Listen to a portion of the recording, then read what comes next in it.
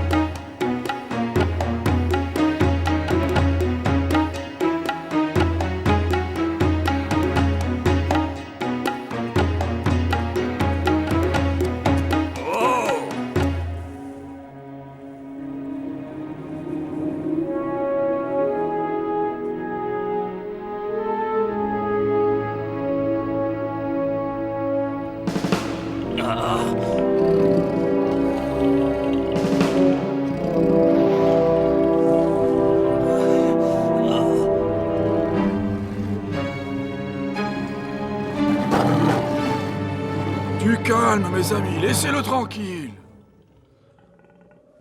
Allez-vous-en, couchez. Allez-vous-en.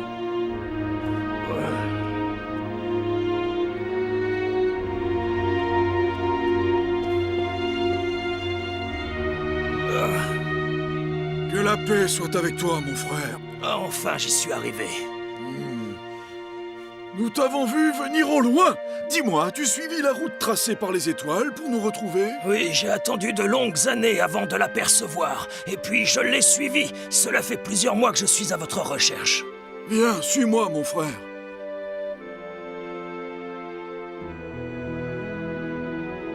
Pourtant, c'est écrit dans ce verset. La terre est suspendue au-dessus du néant. C'est ainsi que j'ai reçu ces documents. Je suis certain que Jérusalem, moi le prouver. Ces croyances ne sont pas fondées. De toute façon, je ne prendrais aucun risque si j'étais toi.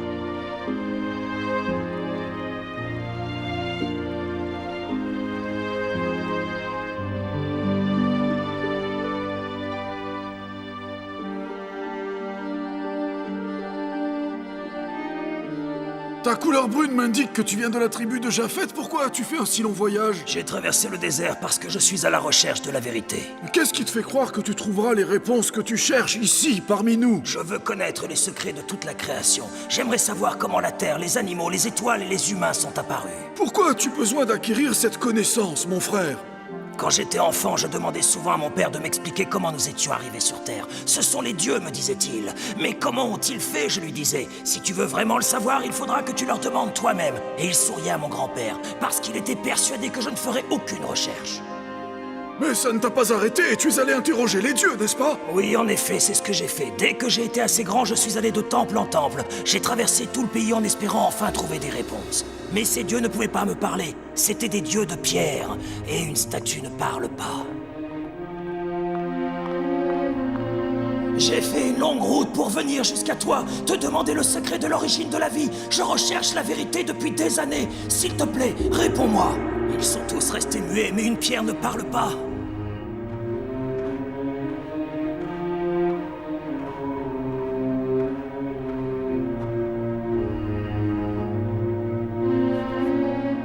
C'est alors qu'une chose très étrange est arrivée. Une nuit, j'ai fait un rêve tout à fait extraordinaire. Ou peut-être était-ce une vision, je ne sais pas vraiment. Dans ce rêve, je traversais le désert chevauchant mon chameau. Et soudain, derrière les dunes, m'est apparu un tout petit enfant souriant. Il venait vers moi. Et sa peau était aussi sombre que la mienne. Et il grandissait à mesure qu'il se rapprochait de moi.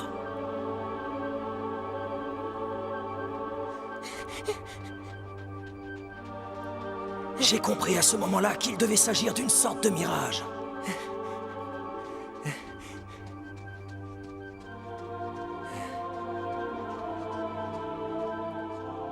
Si tu veux connaître la vérité, tu dois retrouver le livre sacré. Lui seul te parlera de l'origine de la vie. Mais de quel livre me parles-tu? On ne m'a jamais parlé d'un livre sacré qui dit la vérité. Le livre de la création, n'est-ce donc pas ce que tu recherches? Oui, en effet, c'est ma raison de vivre. C'est ce que je souhaite par-dessus tout. Mais comment puis-je retrouver ce livre? Prends ce parchemin. Il contient la carte d'une montagne. Là, tu trouveras le livre. Contemple la voûte céleste à la tombée de la nuit. Quand une étoile que tu ne connais pas apparaîtra vers l'est, suis-la. Elle te conduira jusqu'à cette montagne. Là, tu trouveras le livre qui contient le secret de l'origine de l'univers, de la naissance des étoiles, des animaux et de toute créature vivante.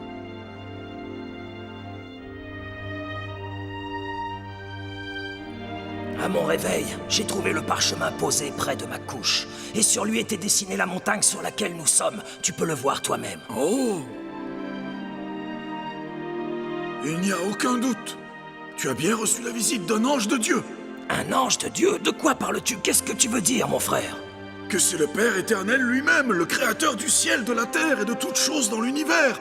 Le Dieu tout-puissant qui t'a envoyé un de ses messagers pour te montrer le chemin qui te conduirait au livre de la connaissance et de la vérité. Peux-tu me montrer ce livre que je recherche depuis si longtemps, mon frère? Si c'est la volonté de Dieu que je te montre ce livre, je le ferai. Mais es-tu certain d'y être préparé? Ce qu'il te révélera pourrait soit étancher ta soif de connaissance, soit créer en toi de nouveaux doutes. Mais tu devras avoir confiance dans les écrits sacrés parce que cette parole que tu vas découvrir vient de Dieu Tout-Puissant. Oui, je pense que je suis prêt. Je veux me soumettre à la parole de Dieu sans aucune réserve. Très bien, dans ce cas, viens avec moi, mon frère.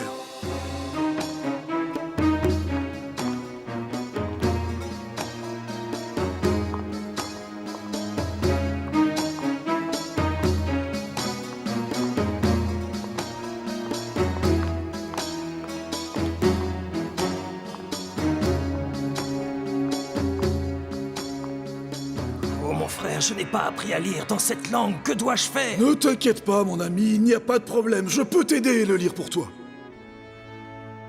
Écoute ce que disent les Saintes Écritures. Au commencement, Dieu créa les cieux et la terre. La terre était informe et déserte, et il y avait des ténèbres partout à sa surface. L'Esprit de Dieu se déplaçait au-dessus des eaux.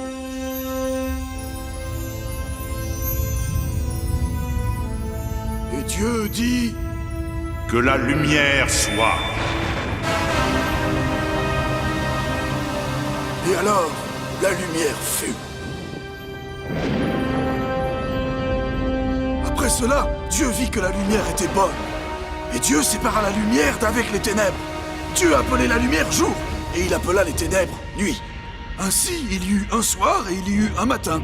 Ce fut le premier jour. Dieu dit ensuite... Et qu'il y ait un firmament entre les eaux, et qu'elle sépare les eaux d'avec les eaux. Et Dieu fit le firmament. Il sépara les eaux inférieures au firmament d'avec les eaux qui sont au-dessus du firmament. Et il en fut ainsi. Dieu appela le firmament ciel. Il y eut un soir et il y eut un matin. Ce fut le second jour.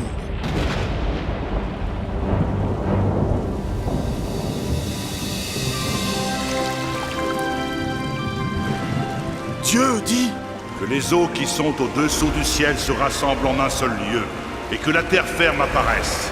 et il en fut ainsi. Dieu appela la terre ferme le continent, et il appela les eaux mer. Dieu vit que cela était bon. Puis il dit Que la terre se couvre de la verdure, de l'herbe portant de la semence, des arbres fruitiers donnant du fruit selon leur espèce, et ayant en eux leur semence sur la terre.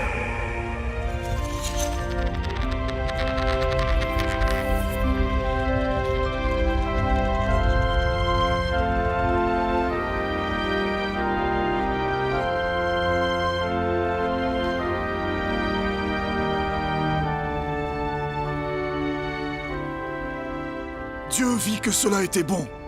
Il y eut un soir et il y eut un matin. Ce fut le troisième jour. Dieu dit Qu'il y ait des luminaires dans le firmament pour séparer le jour de la nuit. Que ce soit des signes pour marquer les époques, les jours et les années, et qu'ils servent de luminaires dans le firmament pour éclairer la terre. et il en fut ainsi. Dieu fit les deux grandes sources de lumière, la plus grande pour présider au jour, la plus petite pour présider à la nuit. Il fit aussi les étoiles. Dieu les plaça dans le firmament pour éclairer la terre et pour séparer la lumière d'avec les ténèbres. Dieu vit que cela était bon. Il y eut un soir et il y eut un matin. Ce fut le quatrième jour. Dieu dit Que les eaux produisent en abondance des animaux vivants, et que des oiseaux volent sur la terre vers l'étendue du ciel.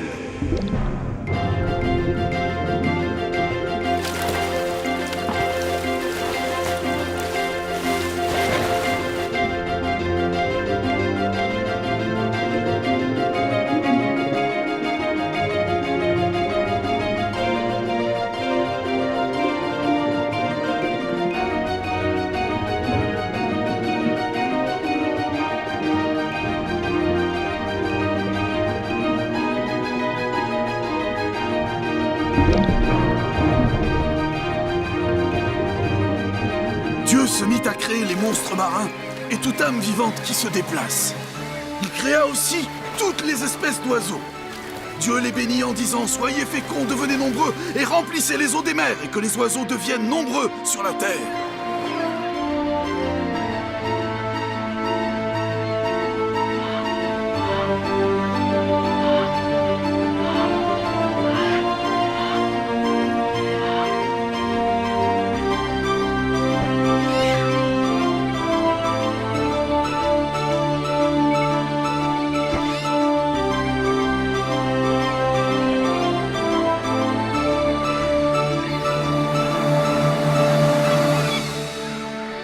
Dieu vit que cela était bon. Il y eut un soir et il y eut un matin. Ce fut le cinquième jour. Dieu dit Que la terre produise des animaux vivants selon leur espèce, du bétail, des reptiles et des animaux terrestres selon leur espèce.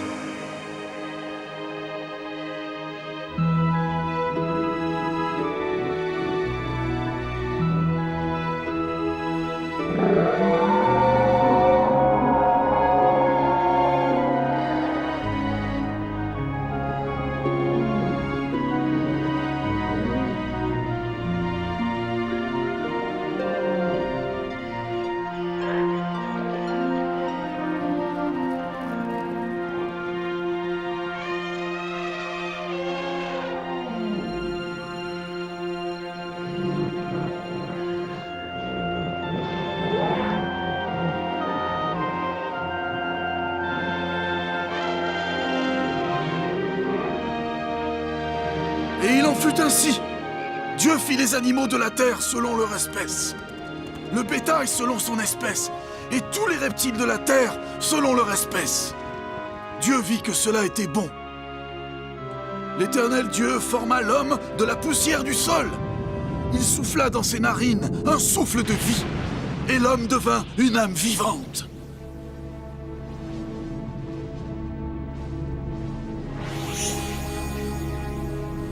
Puis Dieu dit... Faisons l'homme à notre image, selon notre ressemblance.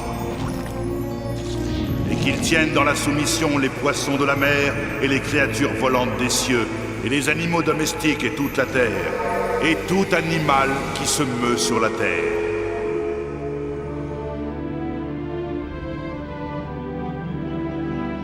Puis l'Éternel Dieu planta un jardin en Éden, vers l'est, et il y mit l'homme qu'il avait formé. L'Éternel Dieu fit pousser du sol tout arbre désirable à voir, et bon à manger, et aussi l'arbre de vie au milieu du jardin, et l'arbre de la connaissance du bien et du mal. L'Éternel Dieu donna cet ordre à l'homme. De tout arbre du jardin tu peux manger à satiété, mais quant à l'arbre de la connaissance du bien et du mal, tu ne dois pas en manger, car le jour où tu en mangeras, tu mourras à coup sûr.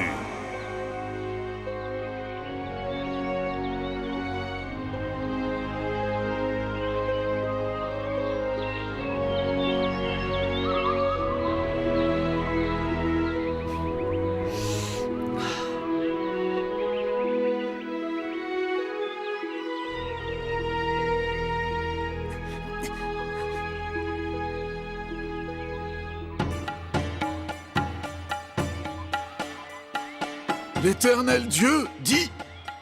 Il n'est pas bon que l'homme reste seul. Je vais lui faire une aide qui lui corresponde. Alors, l'Éternel Dieu fit tomber un profond sommeil sur l'homme, et pendant que celui-ci dormait, il prit une de ses côtes et referma la chair. L'Éternel Dieu forma une femme de la côte qu'il avait prise de l'homme, et il l'amena vers l'homme.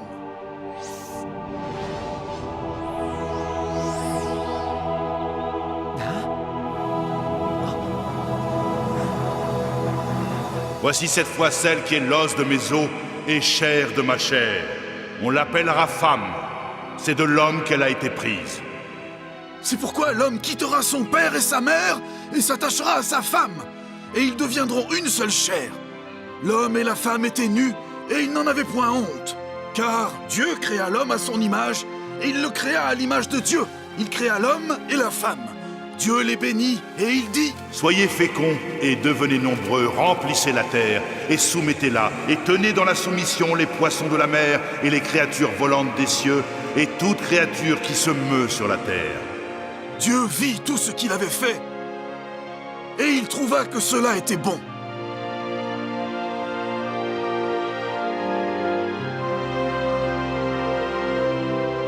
Continue, mon frère, je t'écoute.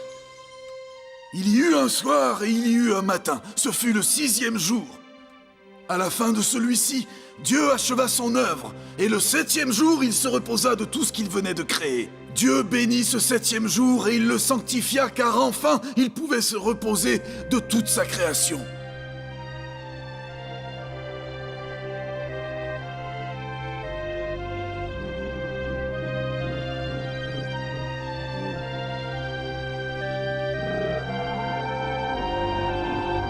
Le serpent était le plus sournois de tous les animaux des champs que l'Éternel Dieu avait fait. Il demanda à la femme, « Est-ce vrai que Dieu a dit que vous ne devez pas manger de tout arbre du jardin ?» Du fruit des arbres du jardin, nous pouvons manger. Mais quant au fruit de l'arbre qui est au milieu du jardin, Dieu a dit, vous ne devez pas en manger. Non, vous ne devez pas y toucher, au risque de mourir.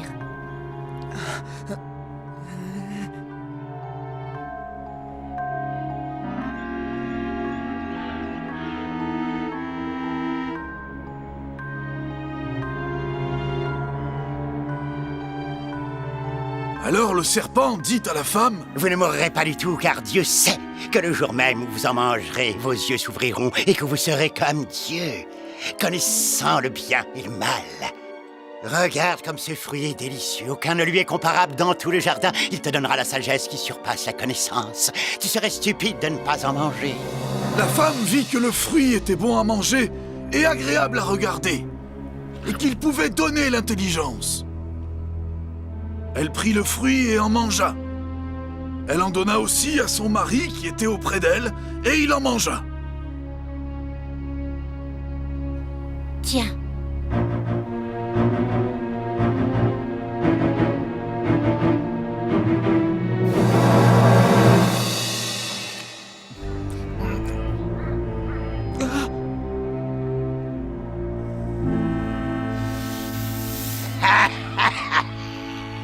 Alors leurs yeux à tous les deux s'ouvrirent et ils s'aperçurent qu'ils étaient nus. Ils prirent alors des feuilles de figuier pour en faire des pagnes. Plus tard, ils entendirent la voix de l'Éternel Dieu. L'homme et la femme se cachèrent parmi les arbres du jardin. L'Éternel Dieu appela l'homme et lui dit: « Où es-tu » Seigneur, j'ai entendu ta voix dans le jardin et j'ai eu peur parce que je suis nu et je me suis caché, Seigneur. Qui t'a appris que tu es nu? Est-ce que tu as mangé de l'arbre dont je t'avais défendu de manger? La femme que tu as donnée pour être avec moi, elle m'a donné du fruit de l'arbre et ainsi j'ai mangé. Seigneur, c'est de sa faute à elle. Femme, qu'est-ce que tu as fait? Le serpent m'a trompé et j'ai mangé du fruit de l'arbre qui est au milieu du jardin. Serpent, puisque tu as fait cela, tu seras maudit entre tous les animaux domestiques, et tu marcheras sur ton ventre, et tu mangeras de la poussière tous les jours de ta vie. Je mettrai l'hostilité entre toi et la femme, entre ta descendance et sa descendance. Celle-ci t'écrasera la tête, et tu lui blesseras le talon. À toi, femme, j'augmenterai la souffrance de tes grossesses. Tu enfanteras avec douleur. Quant à toi, homme, puisque tu as écouté la voix de ta femme et que tu as mangé de l'arbre au sujet duquel je t'avais donné cet ordre, tu ne dois pas en manger. Maudit est le sol à cause de toi. C'est à force de peine que tu en tireras ta nourriture tous les jours de ta vie. C'est à la sueur de ton visage que tu mangeras du pain jusqu'à ce que tu retournes au sol, car c'est de lui que tu as été tiré. Car tu es poussière et tu retourneras à la poussière.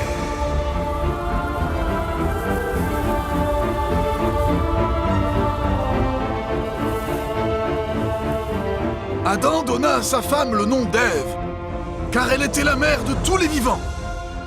L'Éternel Dieu fit à Adam et à sa femme des habits de peau. Puis il les chassa du jardin d'Éden, et il y plaça des chérubins armés d'épées flamboyantes pour protéger l'arbre de la connaissance.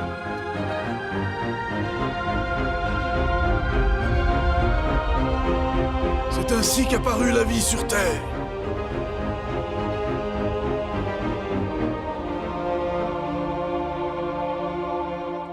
C'est Dieu qui créa les champs, les oiseaux, ainsi que toute créature qui se déplace sur la terre. C'est le Créateur Tout-Puissant. J'ai enfin trouvé l'origine de la vie, la vérité que je recherche depuis de si longues années.